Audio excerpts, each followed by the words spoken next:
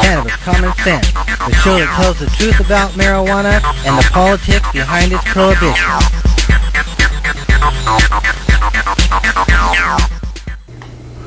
Hello and welcome to another exciting edition of Cannabis Common Sense. Our show is a production of our nonprofit organization, the Hemp and Cannabis Foundation, or THCF, and its affiliated political committee, the Campaign for the Restoration and Regulation of Hemp, or CRRH. I think this is show 480. 480 shows. It's been a long time. We have Mr. Russ Belleville here tonight to join the stage, and Mr. Tim Pate to add to the conversation and add musical accompaniment. Hey, Tim. Hi. Good evening, everybody. We have an interesting hemp news segment for you tonight we'll jump into in just a minute. We have the 420 Minute that Russ Belleville has produced for us, along with a couple other videos we'll be watching later on. But we'll buy a few crucial seconds as we bring on our infamous Dancing Cannabis Leaves.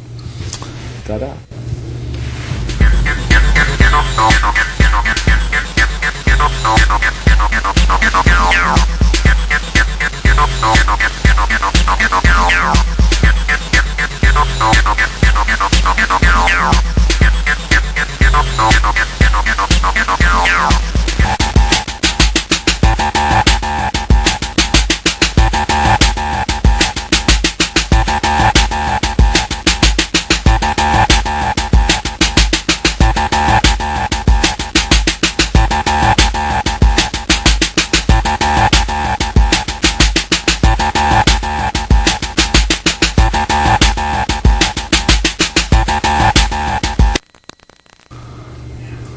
All right, that music was written especially for our website by Anthony long ago, more than 12 years ago, at fabric8.com. For tonight's story, we'll start with some medical news. Inhaled cannabis aborts cluster headaches, according to a new journal article from the Bronx, New York. Inhaling cannabis completely relieved the pain associated with cluster headaches, according to a case study published in the journal Headache. Neurologists from the Albert Einstein College of Medicine in New York reported that a 19-year-old patient with a cyclical pattern of cluster headaches responded favorably to smoked cannabis. The patient lacked responsiveness to numerous traditional treatments, including prednisone, sumatriptan, the trademark name Imitrex, and oxycodone, but did report, quote, marijuana use at the onset of his headaches consistently brought complete relief within 5 minutes of inhalation for each attack, end quote. Investigators reported that the patient also received relief from the administration of a 5 milligram dose of synthetic oral THC, or Dronabinol, or Marinol. They wrote Dronabinol was substituted for marijuana for acute treatment of his cluster headaches. Dronabinol consistently provided dramatic relief within 5 to 15 minutes of ingestion. The researchers concluded, quote, we present a patient with cluster headaches who was refractory to multiple acute and preventative medications, but successfully aborted his attacks with recreational marijuana use. The beneficial effect may be related to the high concentration of cannabinoid receptors in the hypothalamus, which has been implicated as a site of dysfunction in neuroimaging studies of patients with cluster headaches, end quote. In 2007, investigators at Italy's University of Perugia Department of Public Health reported that patients with chronic migraines possess significantly lower levels of endogenous cannabinoids, anandamide, and 2-arachidoglycerol, or 2-AG, in their platelets compared to age-matched controls, or in their blood. These, quote, these data support the potential involvement of a dysfunctioning of the endocannabinoid and serotonergic systems in the pathology of chronic migraine and medication overuse headaches, end quote, they concluded. The full text of the study, cluster attack responsive to recreational cannabis and Dronabinol, end quote, appears in the new magazine Headache. From Portdown, United Kingdom, cannabis spray shows long-term benefit for multiple sclerosis. Long-term administration of Sativex, an oral spray consisting of natural cannabis extracts, reduces spasticity in multiple sclerosis patients, according to clinical trial data reported last week by the biotechnology firm GW Pharmaceuticals. 36 patients completed the placebo-controlled randomized withdrawal study. Subjects in the study had been using Sativex for a mean of 3.6 years. The patients who ceased using Sativex during the 4-week trial experienced significantly worse spasticity than they had while taking the drug, investigators reported. There was, quote, no evidence of withdrawal syndrome in those patients who stopped taking Sativex, end quote. A similarly designed study previously reported that long-term use of Sativex consistently reduced MS-associated neuropathic pain. Patients in that study continued to receive adequate pain relief from Sativex over a period of several years without growing tolerant to the drug or having to increase their daily dose over time. Quote, taken together, these studies show that the efficacy of Sativex in the treatment of both neuropathic pain and spasticity due to MS is maintained in long-term use, end quote, the researchers concluded in a press release. Ongoing investigations of the use of cannabinoids in multiple sclerosis have indicated that the compounds may slow the progression of the disease. A 2008 review published in the journal Current Pharmaceutical Design reported, quote, cannabinoids may not only offer symptom control, but they may also slow the neurodegenerative disease progression that ultimately leads to the accumulation of disability, end quote.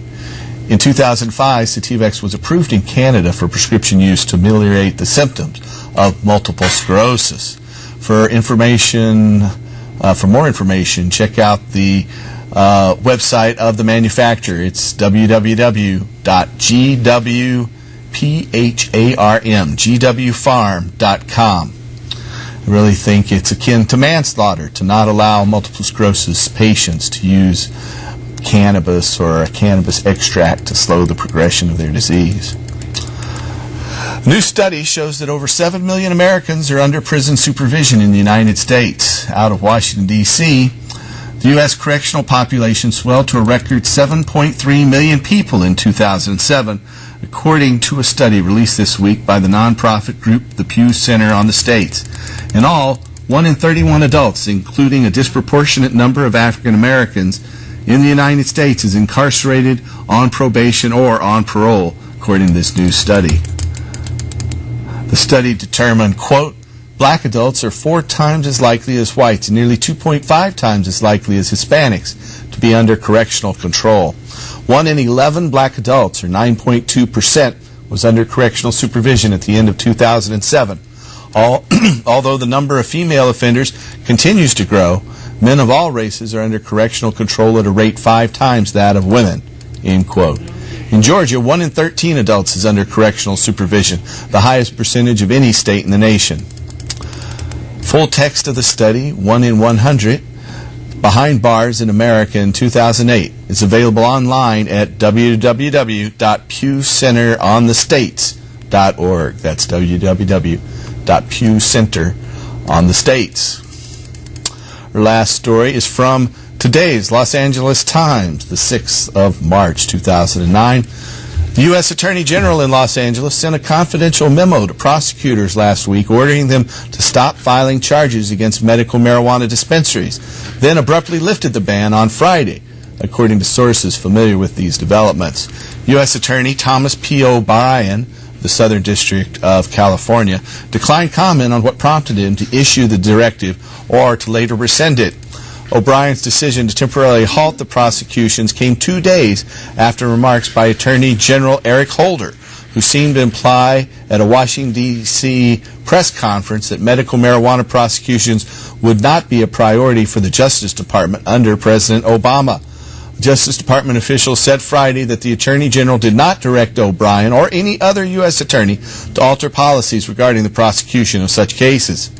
O'Brien's initial order was delivered in a memo by Christine Ewell, head of the U.S. Attorney's Criminal Division, according to 3 sources who'd read the document, which was distributed via email on February 27th.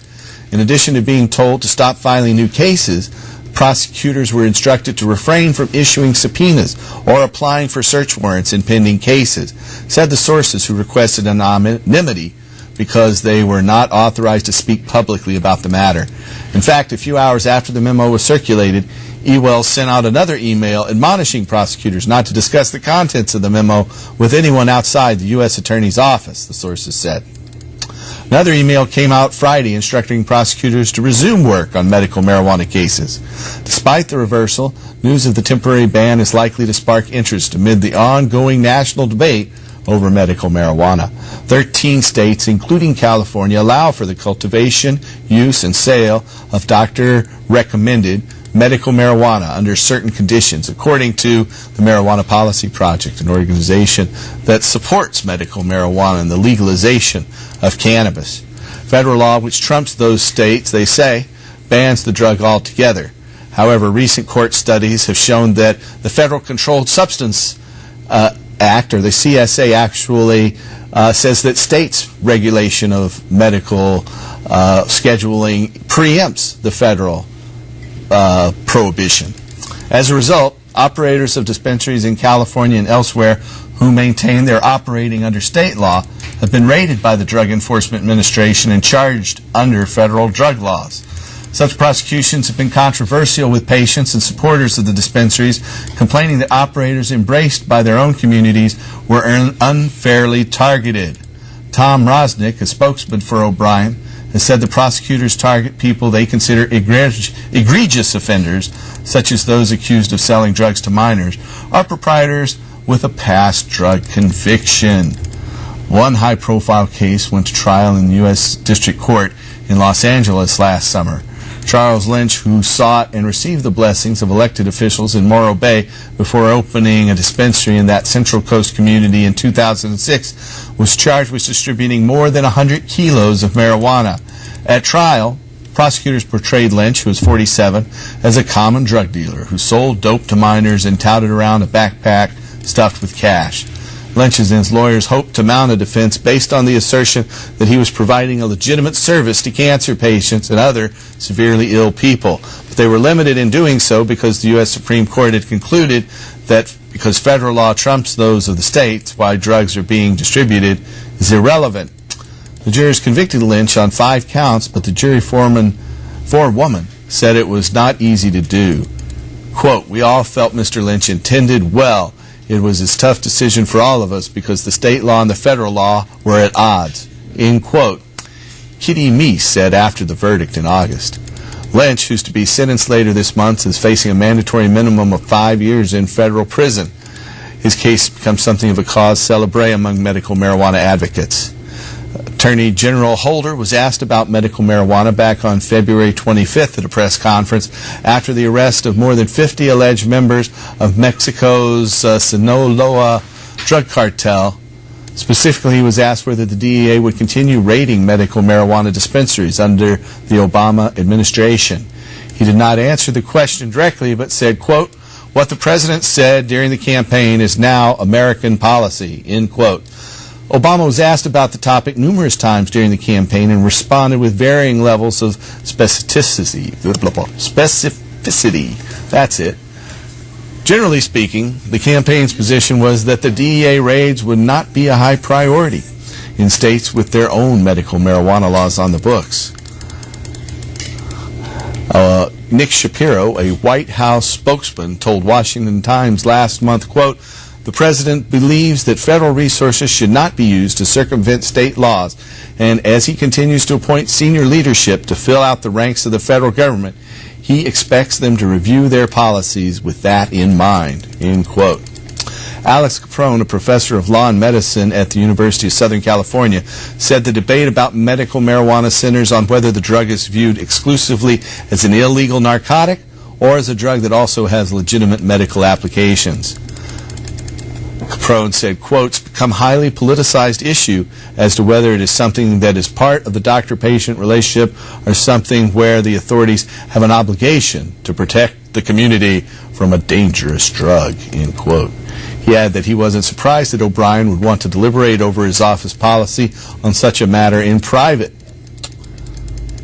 Caprone said, quote,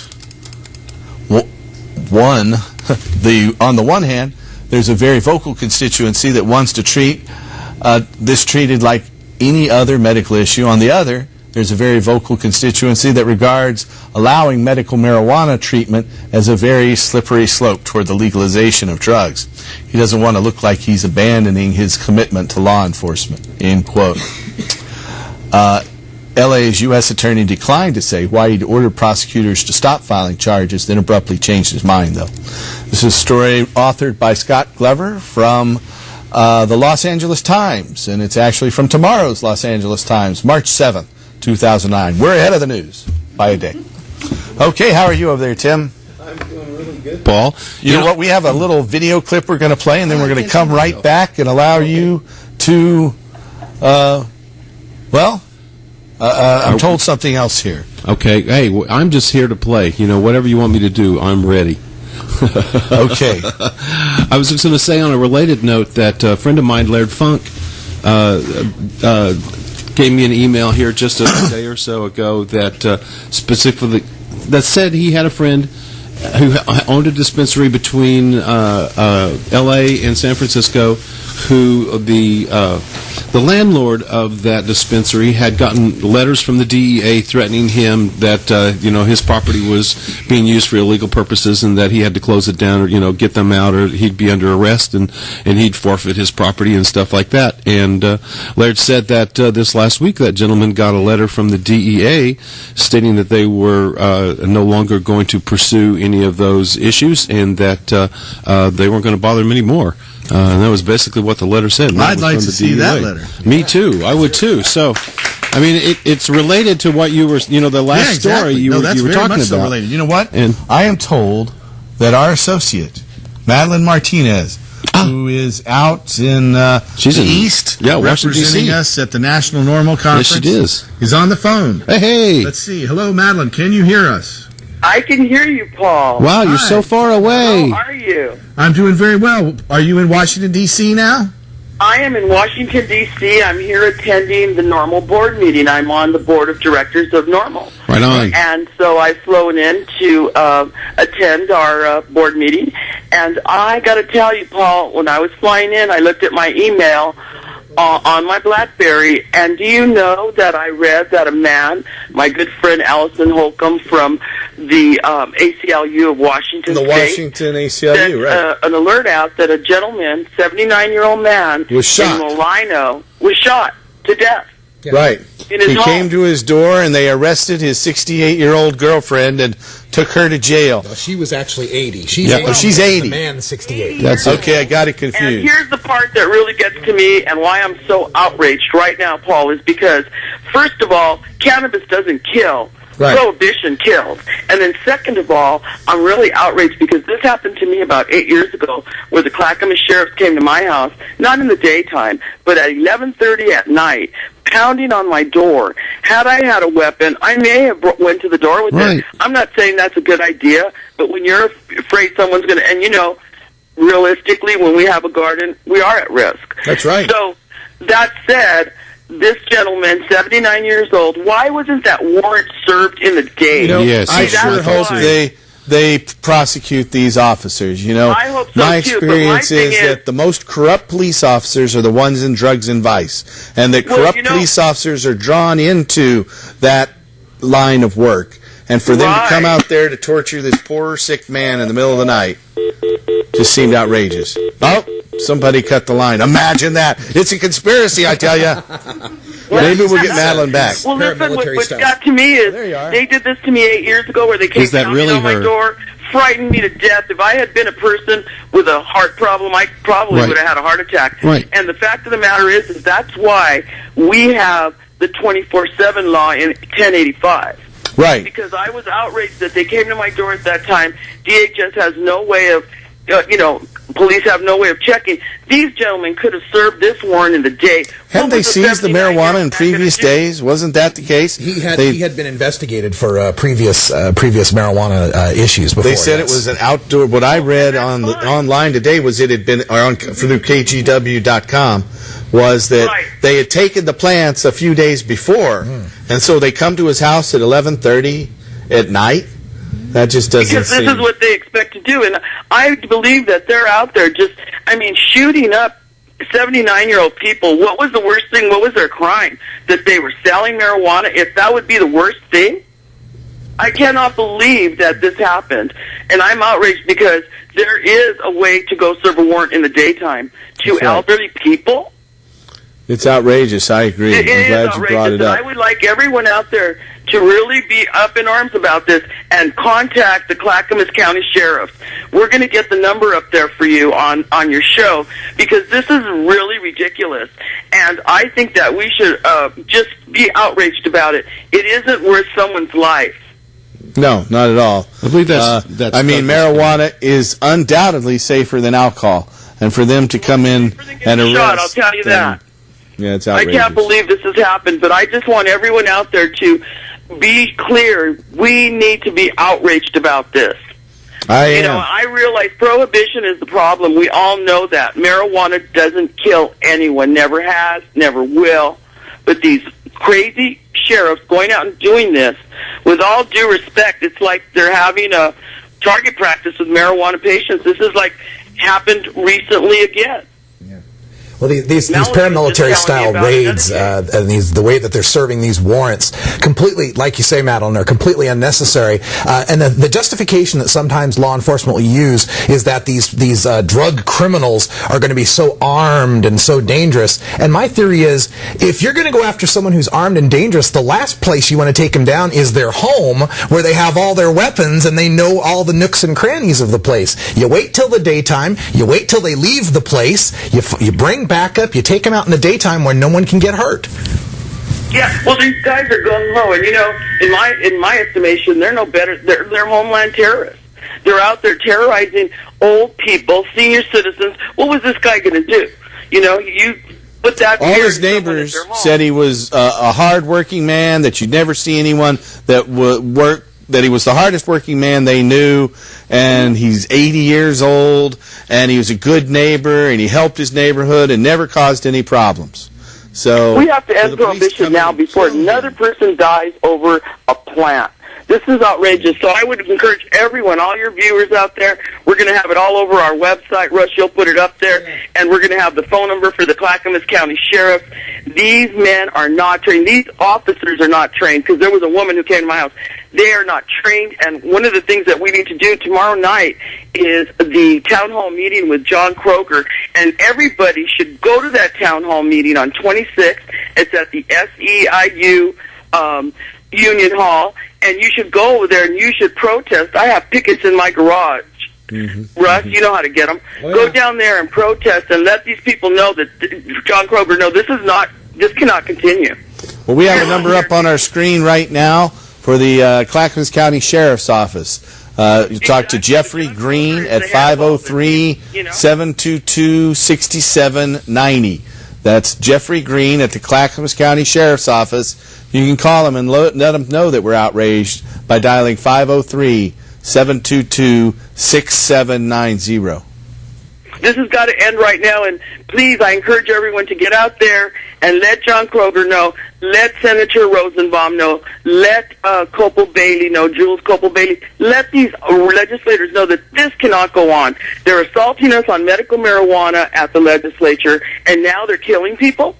Right. It's outrageous. Well, I want you to let the folks at Washington, D.C. and those folks on the normal board of directors to know that we in Oregon are ready to lead the way to ending adult marijuana prohibition, restoring industrial hemp to its rightful place. We're just telling me that we're doing such a fabulous job, and they're so proud of us. I just heard that from Keith Strop this evening at dinner. So Great. I will be back home, but everybody, while I'm gone, Russ, everybody, Paul, let's just get this taken care of. Tomorrow night, I think it's 7 p.m., Melody has all the information about the town hall meeting. Go and let these people know, let our voices be heard. All right. Thank you, Madeline. Thanks for calling in. I'll be back Hope you have a Sunday. great trip. Hope you get a chance to see at least a couple of sites while you're there in Washington, D.C. Yeah, I'm going to the White House. All right. Great. All right. Take care, you guys. Good night. I went there back when I was 18, which is a long time ago. I was just there a couple of years ago. We have a comment from Sister Sativa here in our studio and another phone call in just a moment, but let's let the studio mic pick up our studio audience in Sister Sativa. Howdy. Hi there. I just wanted to let everybody know that the town hall that Madeline's referring to is actually tomorrow morning. It's from 10 to noon. And it's at the SEIU Hall, which is on Southeast 28th Avenue, just south of Powell. I see. And so that's tomorrow morning, 28th 10 in to Southeast 12. Powell. Yes, 10 to noon at the SEIU Hall, 28th Avenue, just south of Powell. And what's Kroger going there to talk about? Is there any specific subject? Or he's our state attorney general. It's going to be a general town hall, as far as I know, talking about a variety of topics, and Right. so they're open to hearing from citizens. So I Well, we encourage should everyone be to attend. prosecuting these lawless law enforcement officers that go and shoot senior citizens in the night. No excuse for it. I don't think so. I mean, just imagine if that was your grandfather. You know? There's too many lives. You know, this is one of the things that infuriates me when we're starting to talk about adult marijuana prohibition. Our opponents will sometimes say, well, nobody goes to prison. Nobody really gets affected by this. But even whether you're arrested, not arrested, booked, not booked, killed or not killed, this affects you. This affects people. And that's why we're here fighting for this. A lot of people say, why do you get all involved in this idea of legalizing pot when there's so many more important things? I don't think there's anything more important than standing up for people's civil rights. Amen. We are going to roll a little videotape, then we're going to come back and let Tim play us a song, and then we'll start taking other calls from our viewers there. Here's our Marijuana Minute from Russ Bowville. A 1,000 million years ago, nature said, let it grow. Grow more weed. I've got no race problem, I've got no age problem, I've got no problems when I'm stoned. So I'll grow more weed. What's going on?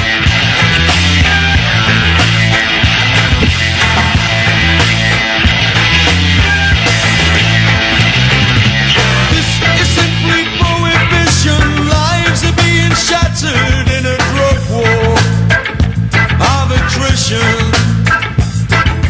Nothing more than prohibition. Lives are being shattered in a drug war of attrition. Cha, cha.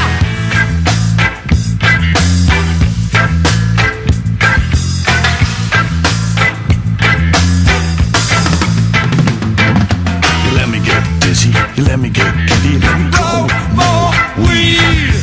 No to a witch doctor, no to a priest, just let me grow more weed. You let me get dizzy, you let me get giddy, let me grow more weed. We're going to go to Tim Pate.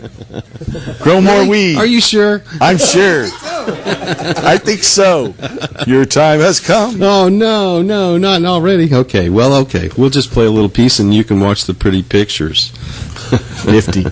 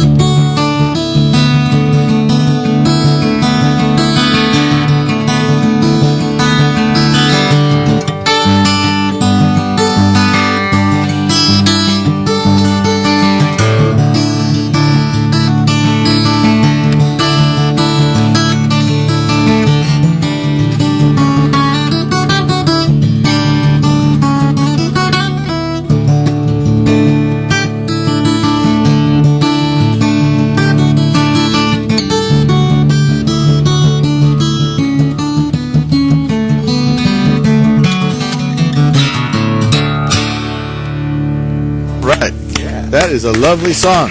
Thank you. What do you call that? You know, I actually has the name. It's called What a Friend. That's the name of that song. That is great. That is great. I like that. Thank you. We have another caller. Hello, caller. You're on our show. Well, first off, let me back you up there. This is Willie at Critical Care. Hey, Willie. Hey, how are you? Very well. Good. I want to thank you for that recent donation. A lot of patients appreciated that. Oh, my gosh, no problem. I wanted to tell you, number one, I want to thank Tim. It was just excellent.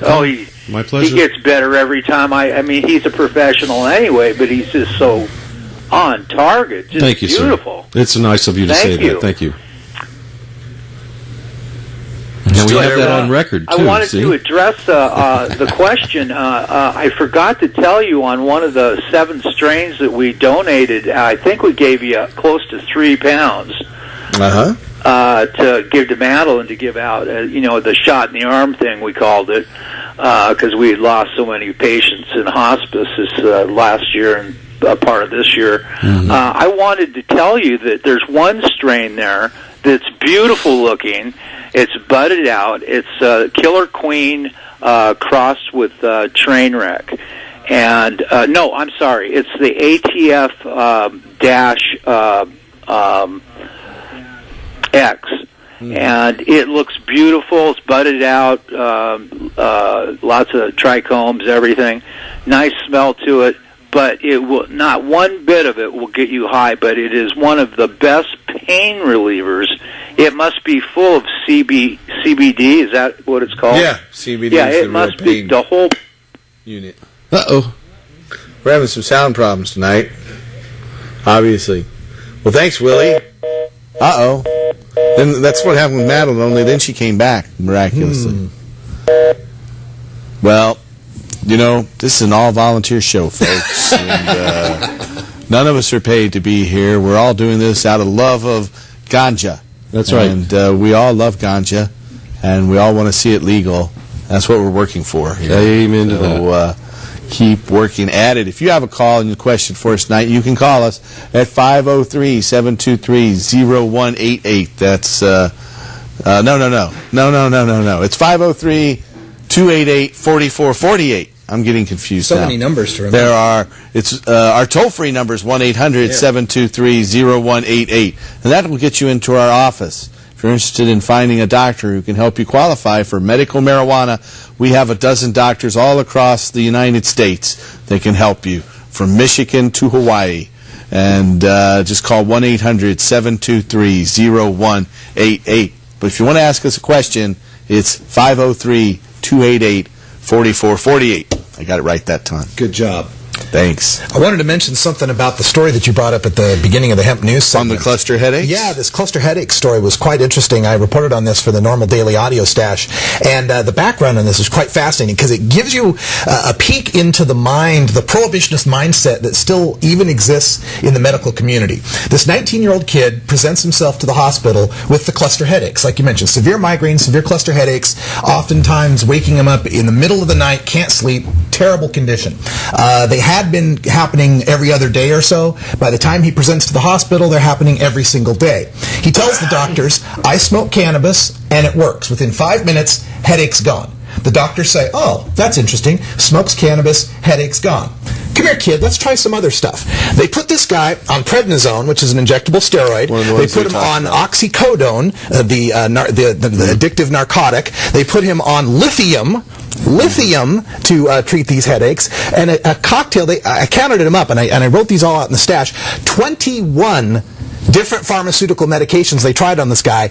None of them worked, and most of them had such severe side effects that he didn't want to take them in the first place. So after the 21 pharmaceuticals, they go, all right, well, let's try Marinol. And they give the synthetic THC pill. They give him Marinol, and that works. So smoking pot worked great. 21 pharmaceuticals didn't and caused worse problems. Dronabinol worked okay. Right, synthetic marijuana. Now, here's the punchline. Here's the kicker.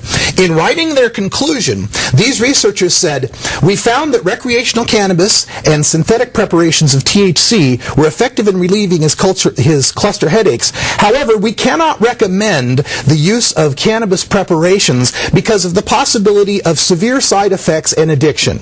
Oh, my gosh, severe side effects, like maybe the munchies. Yeah, they're putting this guy on oxycodone, lithium, and steroids, and they're worried about the the side effects from cannabis? Come on now.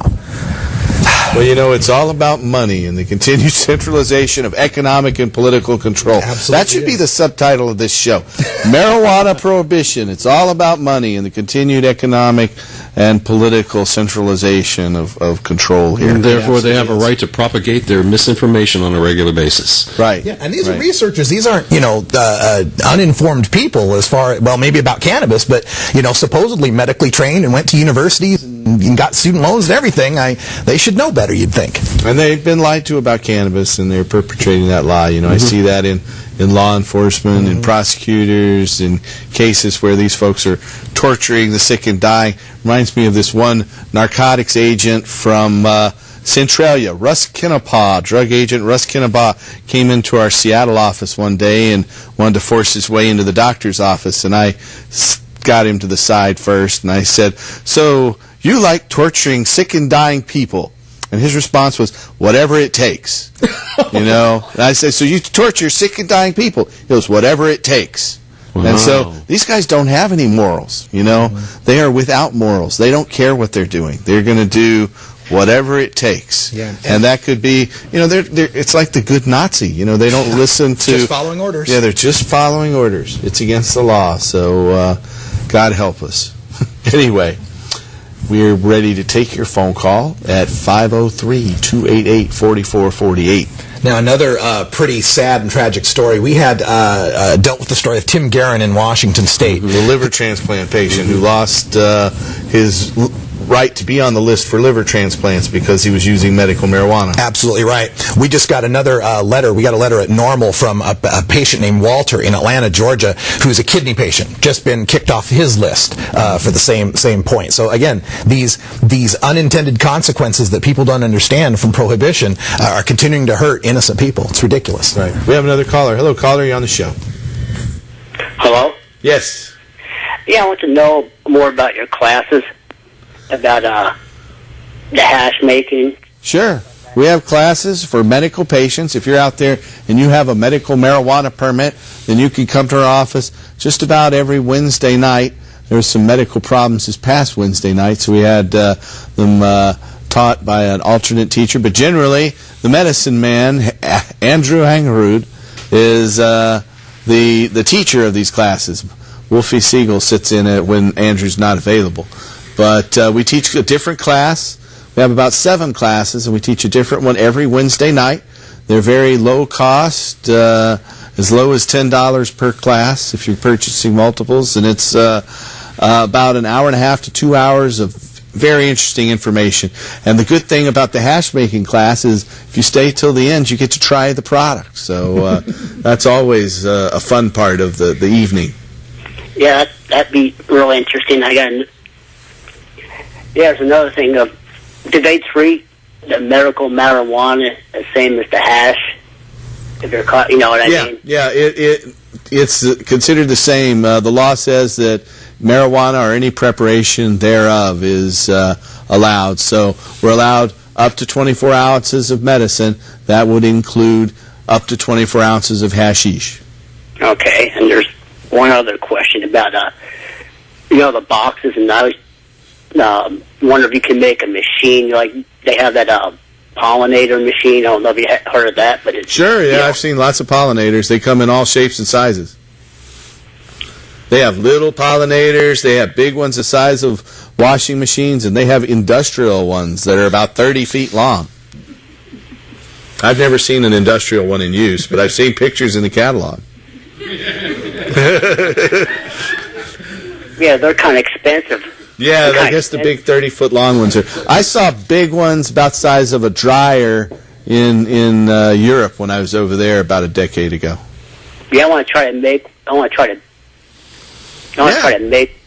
You could do it. I'm sure you can. Persistence pays. Mm-hmm. Tim, when do you want to add something? Well, this last week, a whole bunch of us, in fact, almost every activist who was in the state and on their feet or in their car was down on Salem, 8 o'clock on Monday morning. I was in Michigan. We were testifying against In fact, there were only 2 people to testify in favor other than law enforcement. Everybody else in the room testified against SB 388.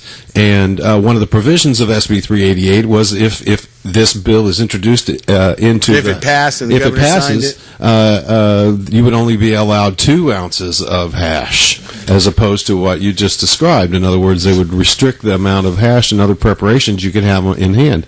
And so there was a lot of unified againstness, which is not typical of us as a group. But everybody in that room seemed to be unified against this one particular bill, and there was a lot of testimony against it. And I know that we have a film. We're not going to be running it tonight, or are we? I have no idea. But of Madeline's testimony at some point, because she testified down there next week. Okay, we'll have some clips. We'll have some film of that testimony next week, and we'll also have the result of the Senate's vote, because I do not know the result of the vote yet. I have no idea, and I've been looking all week long. So I haven't heard it yet myself. No, I've checked as late as 6 o'clock this evening at the Senate. Now, website. If I found this little cup sitting in my kitchen, I would think something dirty had dried in here. But actually, what we have here is a couple of grams of our hash discussion. oil. Yes, this is hash oil produced by the medicine man. Honey oil? Honey oil. Hash oil, honey oil, the finest of the fine. Now, I would never smoke this. I've tried it in the past. It makes me cough my brains out. And there's something about coughing my brains out I just don't like. Messy. Breathing is fundamental. When the breaths come out the ears, it's very messy. I wouldn't mind putting it in my vaporizer, and I think shortly after this show, we might try that. We just might try putting it in the vaporizer. I've been told it works very well. We'll find out. But I want to thank the viewer out there with his call that gave us such a great segue into hash. It's good sometimes we can experiment with these things, rule. Yeah, and that 388, the testimony, it carried over. It was on Monday we had some testimony, and I'll have some videotape from that for the next show. Carried over through to Wednesday, and like Tim was saying, only law enforcement and a couple of people testified for it, and we're all unified against it. I understand Senator Morissette berated one of the law enforcement officers for lying. He did, as a matter of fact. And the thing that I always found funny about this idea, right now it says we can have 24 ounces, any preparation thereof, hash oil, keef, bud, whatever. This idea, and part of the bill is to reduce it down so that you can only have 2 ounces of hash, and another part is to have a 4-month supply of edibles or tinctures, and we know how well 2 months supply worked in Washington, right? Oh, yeah. But that always cracks me up. This idea cracks me up because if you've got a 24-ounce limit of marijuana, does it matter if you bake it into 100 brownies or 1,000? It's still 24 ounces of marijuana, right? I mean, that's like the pound of feathers, pound of lead joke, Right. It's the same thing. So why do we need to have this different limit? They're trying to make the Oregon Medical Marijuana Act more complex than it needs to be. Right. And add in a random search. Oh, yeah, random inspections to your grow site. And that it isn't going to work. No. Those. In fact, when Grant Higginson, the department head for the Health and Human Services and the person who is responsible for in charge of the medical marijuana program here, when he testified, he was really clear about the implications of this law and how much of an impact it's going to have on his department and how much work it's going to create for his department. And so he even though he has to remain neutral on any of these bills, I just see him adding up the totals on this and really not wanting to be in favor of any of the workload that this bill would create for him in his office. Right. Well, good. That sounds like the right step there. Let's stop that bill. We have a little film clip from the OMCA Awards, I believe, a strain review. So I know everyone loves to see the bud, so let's let that video roll.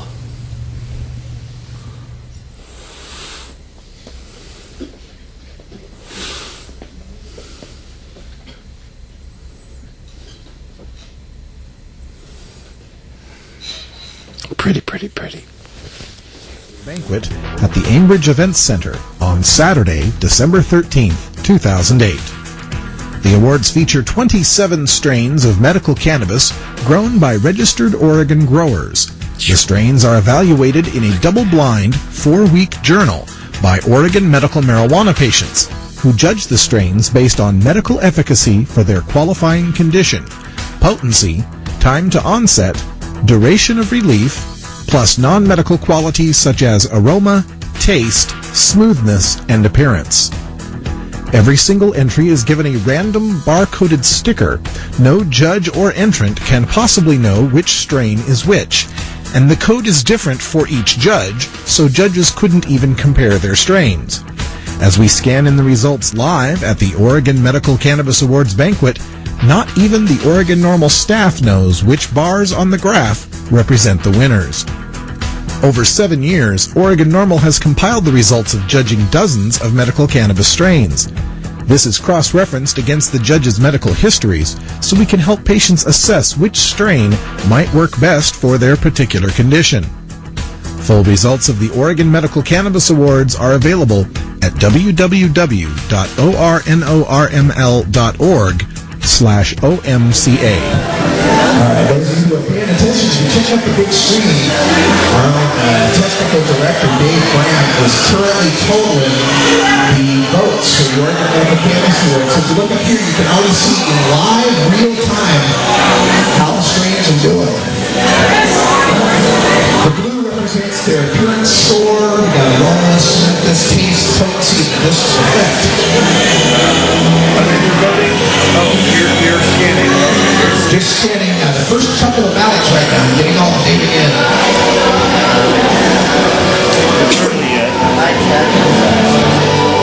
It's still This is a double-blind survey in that the judges don't know which strains they judge, and we don't know which strains are in which package. It's all barcoded, you see. So you can't compare. One judge can't go to another judge and say, hey, what do you think about X? And they say, oh, I like X. Oh, I didn't like that. They don't even know that. They have no idea which strain is which. They're all labeled completely differently. We have the full results here posted up on our website at wordnormal.org/OMCA. So if you're interested, if you're one of the judges and you want to know which one of those strains that you really like, how did it do, we're going to post the barcode list and the strains and what ones, and you can compare and contrast. So we'll have all this stuff up on the web ready for you. All right. Quite lovely strains. And 3 of them were your winners. I know, I was amazed. I'm still kind of amazed. But through the hard work of our gardeners and good planning and good conditions, we were able to sweep the awards. The one that came in 4th was entered by our gardener, so really our garden won the top 4. And the odd thing is, I didn't have very much of the top 2 strains, but I had quite a bit of the 3rd strain, Dynamite, that came in 3rd in the OMCA. So we turned that in for a contest called the Jefferson Cup down in Southern Oregon. And Dynamite, which came in 3rd in the OMCA, also came in 3rd in the Jefferson Cup for Southern Oregon and Northern California. And someone else who had entered Trainwreck, which was a strain I had entered, came in 2nd there too. So Trainwreck good genetics up here in Oregon. I work on the stash every week and do about 10 interviews a week, and I'm talking to people from all over the country. I was speaking to David Bienenstock, who is the senior editor at High Times Magazine. He was talking about the Cannabis Cup in Amsterdam, and I said, so David, you've got the experience here, West Coast, East Coast, Amsterdam. Where's the best genetics? Where's the best, weed in America? And he says, Pacific Northwest, hands down. Easily. No doubt. Not even a question. He says from Vancouver, British Columbia down to, Northern California, that whole strip there is the most prized genetics in the world. Yeah, I strongly agree, of course. We like to call it Ecotopia, after that book by, Kallenbach, I think it was. Anyway, if you're out there and you have a question for us, call us at 503-288-4448. And we do have a caller. Hello, caller. You're on the show. Hello there. Say, Madeline's right. Everybody needs to be outraged and be up in arms about this man that was shot. I'll tell you why. Because, there are real gangs, there are real criminals out there that go bashing in people's doors and do home invasions. And if somebody came knocking and banging on my door like that at 11:30 at night and I had a gun, or I looked at the people and saw that there were people out there with guns, I'd get my gun too. I'd be afraid. I'd be afraid that they were George Washington explicitly said that we have the right to keep and bear arms to protect ourselves from the government. And it's people like those officers assaulting elderly people in the middle of the night that are the government ones that, in my opinion, we need to protect ourselves from. That's right. And we need to also talk about putting these things off to daytime. They can serve these things during the day. There's nothing wrong with that. Right. This guy didn't have no criminal background. He wasn't violent or anything. There was He was no a good reason for this neighbor, to be done according that to his night. neighbors. That's right. And the other thing to think about here, too, is not just, this gentleman who's alleged to have been growing marijuana and had warrants out for him, but many times these warrants are served on the wrong address, or it's a mistake. Reverend Asseline Williams, a 79-year-old minister in Atlanta, Georgia, shot in his apartment because they had the wrong address. Corey May, a 29-year-old man who hears the banging at the middle of the night, runs to his back, takes his little 2-year-old daughter, runs to his back bedroom, hides behind the bed, waiting for the bad guys to come in. Shot in his bed with his daughter. Yeah, there. and this guy's now serving life, and originally was going to get the death sentence for shooting the cop that came in. He killed the cop that came in. Didn't know, and he lived in a duplex. He was the wrong door at the duplex. So innocent people are being affected by this too. There's no need for militarization of our local and state police forces. They're fighting our own citizenry here. It's just crazy. Marijuana produces more fiber, more protein, more energy than any other plant on our planet, and more medicine. And to make this plant illegal, we know, our community knows, is the real evil here. And we've got to restore industrial hemp and legalize and regulate marijuana for adults. And that's what this show's all about. And I urge you out there in the community to get involved and stop the drug war before they kick in your door. Now, to give you some good news, I know, bad segue here, but I wanted to deliver some good news for people too. We've been really frightened here in Oregon of how the opponents of medical marijuana want to take away patients' jobs and restrict their driver's privileges and so on. So good news out of the state to the south in California. Americans for Safe Access filed suit for a woman whose driver's license had been taken by California DMV just because she was a patient. She re-upped for her license, 36 years, clean driving record, never had a ticket or a wreck, and when she re-upped for her driver's license, she mentions that she's a medical marijuana patient. They take away her license that day because she's a chronic and habitual drug user. Now, this had been happening in 8 different California counties, and 50 or 60 people who had been affected. They filed suit, the DMV backed off, and this week issued a policy statement saying medical marijuana is to be treated like any other pharmaceutical medication with respect to how a person drives. One can get their license restricted or taken away if they're impaired on it, but not just for being a patient. That's great. That's great. Step in the right direction for certain.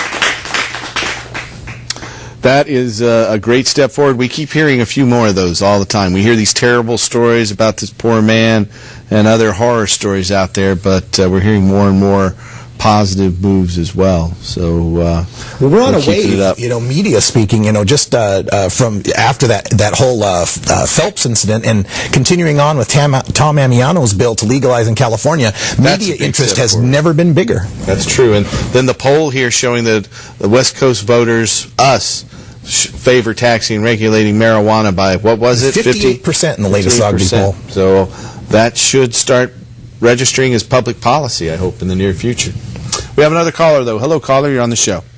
Hi. My husband is Hispanic, and he had a workman's comp injury about 4 years ago, and he's been trying to get his green card, but he's afraid that they'll take his legalization papers if he applies for the green card. So you mean he's afraid that if he gets a medical marijuana permit, it's going to negatively affect his ability to stay in the United States? Exactly. That sounds like a realistic fear, in my opinion. A lot of times, though, if you have these permits, they don't know about it. The health department in the state of Oregon went to court, along with our foundation, to stop a subpoena for medical records. We received a subpoena for medical records, and the Oregon medical marijuana program received a subpoena. And the chief judge for the Eastern District of Washington quashed that subpoena. And in his ruling, he said, quote, THCF medical clinics records represent the implementation of the state's program and are therefore protected from federal demand. And so we were able not to turn those records in. And the health department went to court with us. And we both won, and we quashed both subpoenas. So if you have a medical marijuana permit, It's Right private, and you don't have to tell the immigration officials about it. Awesome. Well, And as long as you don't tell them, the health department won't tell them either. Awesome. Okay, well, then we're going to move forward with it. Because But I would not let the immigration officials at the federal government level know about it. I also want to advise all those patients out there that are applying for Social Security disability benefits that telling them about your medical marijuana permit is not going to help you in your applications for Social Security disability. It's best if you just don't tell them at all. But if you do tell them and they come to us to get your medical records, we're just going to say no. Well, there's a place in downtown Portland in the Oregon building. Sure, second floor, where you can turn in your medical marijuana applications. Exactly, and he got the paperwork and he was afraid to turn it back to them because it's associated with the government. Right. Well, I can understand that. Better safe than sorry in all cases. But I can assure you that giving your paperwork to the health department, it's a completely private job. They make all the employees there sign a non-disclosure agreement, and they won't release that information to anyone. And I urge our patients not to tell any federal government official about being part of the program as well. Whether you're applying for citizenship, applying for Social Security disability benefits, letting the government know about your state permit won't help. Yeah. But thanks for your question. Well, thank you very much, and you have a nice night. Thanks. We're down to just less than 2 minutes to go. I want to remind our viewers out there that if you or a loved one needs to find a doctor who can help you with medical marijuana, we have dozens all across the western United States, dozens just in the state of California who can help you. Call us for a referral at 1-800-723-0188. That's 1-800-723-0188. Is there anything you'd like to say in closing, Russ? Yes, don't forget about the Oregon Normal Medical Marijuana Cardholders meeting. That'll be taking place on the second and fourth Saturday of every month. So the next meeting will be on March 14th at 700 Northeast Deacon Street in North Portland. You do have to be an Oregon Normal member. You do have to be a medical marijuana cardholder, be that grower, caregiver, or patient. And you do have to bring your state ID so that we can verify your identity. At 700 Northeast Deacon, call the Oregon Normal hotline at 503-239-6110 for more information, or just check the web at ornormal.org. Thank you, Russ. I really appreciate having you on tonight. And we're going to go out with lovely tunes of Mr. Tim Pate. Tune in next week and help us restore hemp. All right, together.